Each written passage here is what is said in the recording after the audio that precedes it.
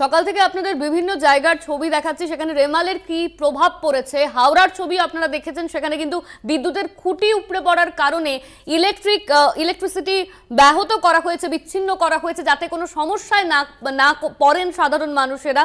ঝড়ের দাপটে একাধিক জায়গায় গাছ ভেঙে পড়েছে, তার সঙ্গে সঙ্গে বিদ্যুৎ সংযোগ বিচ্ছিন্ন করে দিয়েছে এই মুহূর্তে হাওড়ায় সিএসসি। তার কারণ বিদ্যুতের খুঁটি পড়ে আটকে রয়েছে রাস্তা, সেই খুঁটি সরানোর কাজ চলছে। এই নিয়ে আমরা জানবো। আমাদের সঙ্গে রয়েছেন আমাদের প্রতিনিধি সরাসরি হাওড়া থেকে জগন্নাথ সামন্ত। জগন্নাথ, তোমার সঙ্গে যখন একটু আগে কথা হচ্ছিল তখন তুমি বলেছিলে যে বিদ্যুৎ পরিষেবা এই মুহূর্তে বিচ্ছিন্ন করে দেওয়া হয়েছে কারণ বিদ্যুতের খুঁটি উপড়ে পড়েছে। এখন পরিস্থিতি ঠিক কিরকম?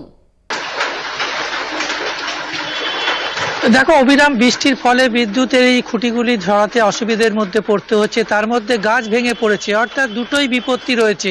যেখানে গাছ ভেঙে পড়েছে, বিদ্যুতের খুঁটি নিয়ে জড়িয়ে রয়েছে, সেই জায়গা থেকে বিদ্যুৎ বিচ্ছিন্ন করে সিএসসির কর্মীরা চেষ্টা করছে যাতে এই যত তাড়াতাড়ি সম্ভব হয় বিদ্যুৎ এলাকায় যেসব বিদ্যুৎ বিচ্ছিন্ন হয়ে রয়েছে সেখানে বিদ্যুৎ আনার চেষ্টা করছে। তোমাকে বলে রাখতে পারি, রাতভর যেভাবে ঝড় বৃষ্টি হচ্ছিল, একইভাবে সকাল থেকেও সেইভাবে বৃষ্টি ঝড় এবং সমস্ত হাওড়া পুরসভার যে 50টি ওয়ার্ড আছে তার বেশিরভাগ অঞ্চলই জলমগ্ন হয়ে রয়েছে। হাঁটুর ওপরে জল, যাতায়াতে অসুবিধে হচ্ছে, বাড়ির মধ্যে জল ঢুকে গেছে এবং বালি পুরসভার 16টি ওয়ার্ড আছে, সেই 16টি ওয়ার্ডেই জলমগ্ন।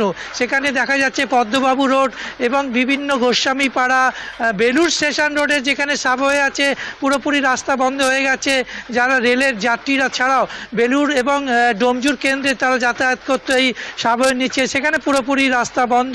একেবারে বিপর্যয় বলা যেতে পারে যে এই রেমালের তাণ্ডব এবং গতকাল রাত্রির থেকে যে অবিরাম বৃষ্টি পড়ে যাচ্ছে, সেই বৃষ্টির ফলে এই বিপত্তি। এখনো পর্যন্ত সিএসসি যারা কর্মী তারা চেষ্টা করছে যে এই বিদ্যুতের খুঁটিগুলোকে সরিয়ে বিদ্যুৎ সংযোগ দেওয়ার, কিন্তু অবিরাম বৃষ্টি, সেই বৃষ্টির জন্য কাজে ব্যাঘাত ঘটছে, যার ফলে এখনো পর্যন্ত সম্ভব হয়নি সেই গাছগুলোকে সরিয়ে বিদ্যুতের খুঁটিগুলোকে ওই রাস্তা থেকে সরিয়ে রাস্তার যান চলাচলের ব্যবস্থা করা এবং পাশাপাশি এই বিদ্যুৎ সংযোগ দেওয়া।